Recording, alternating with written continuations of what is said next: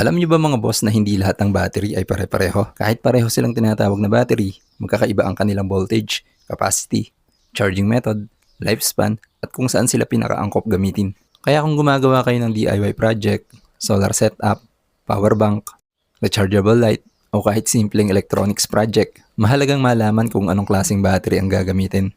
Sa video na ito mga boss, pag-uusapan natin ang iba't ibang klase ng battery at kung saan sila karaniwang ginagamit. Una sa listahan ay alkaline battery. Ito yung mga karaniwang AA, AAA, C, D, at 9-volt battery na makikita natin sa mga tindahan. Kadalasan disposable ang mga ito at hindi dapat i-charge gamit ang ordinaryong charger. Ginagamit ang alkaline battery sa wall clock, remote control, flashlight, toys, at iba pang low power devices. Ang advantage nito ay mura at madaling hanapin pero kapag naubos na, kailangan na itong palitan. Sunod mga boss ay lead acid battery. Ito yung makikita natin sa mga sasakyan, sa UPS, emergency backup, at ilang solar setup. Karaniwang available ito sa 12 volts, gaya ng mga battery na ginagamit sa kotse at ibang backup systems. Malaki ang capacity nito at kaya nitong magbigay ng relatively mataas na current. Pero ang disadvantage, mabigat ito kumpara sa lithium batteries. May iba't ibang klase rin ng lead acid battery tulad ng AGM at gel battery. Sunod mga boss ay AGM battery. Ang AGM o absorbent glass mat ay isang uri ng sealed lead acid battery. Mas convenient ito dahil sealed at hindi nangangailangan ng regular na pagdagdag ng tubig tulad ng traditional flooded lead acid batteries. Ginagamit ito sa UPS, backup power at ilang off-grid appliances. Pero dahil lead acid pa rin ang chemistry nito,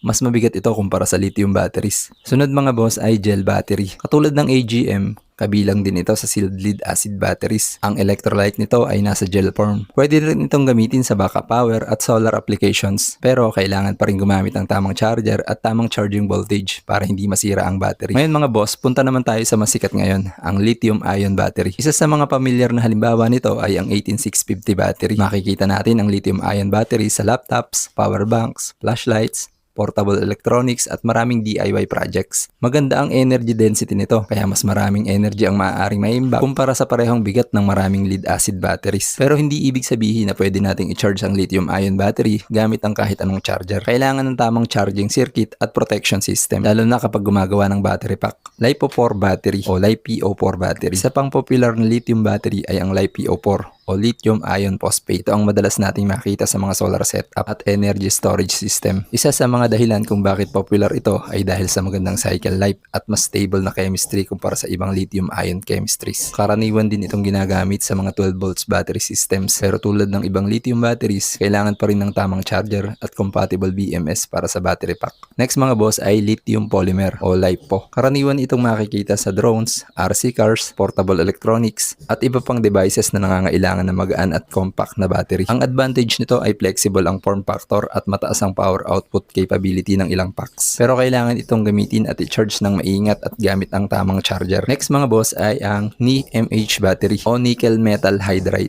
Ito yung rechargeable batteries na makikita rin sa AA at AA sizes. Maganda ito kung gusto mong gumamit ng rechargeable battery sa mga device na karaniwang gumagamit ng AA at AAA. Halimbawa, sa toys, flashlight, remote devices at iba pang low power electronics. Ngayon, alin nga ba ang pinakamagandang gamitin? Ang totoo mga boss, walang isang battery na pinakamaganda para sa lahat ng applications. Kung simple at disposable na gamit, pwedeng alkaline. Kung automotive o backup application, maaaring lead acid, AGM o gel. Kung portable electronics o DIY projects, common ang lithium ion. Kung solar at energy storage naman, isa sa mga popular na option ang LiPo4. At kung kailangan ng lightweight battery para sa drones o RC applications, ginagamit naman ang LiPo. Ang mahalaga ay piliin ang battery base sa voltage, capacity, maximum current, charging requirements, lifespan at application. At isang importanteng bagay, huwag basta magpalit ng battery dahil lang sa pareho sila ng voltage. Kailangan din tingnan kung compatible ba ang charging system, current requirement, battery chemistry, at protection circuit. Lalo na sa mga lithium batteries, dapat tama ang charger at protection system para maiwasan ang overheating, damage, at iba pang problema. Kaya bago bumili o gumawa ng battery pack, alamin muna kung anong klase ng battery ang kailangan ng project nyo. Hindi porke mas malaki ang capacity o mas mahal ang battery, ibig sabihin, yun na agad ang pinakamaganda. Ang pinakamagandang battery ay yung tamang battery para sa tamang application. O ano mga boss, hanggang dito na lang muna.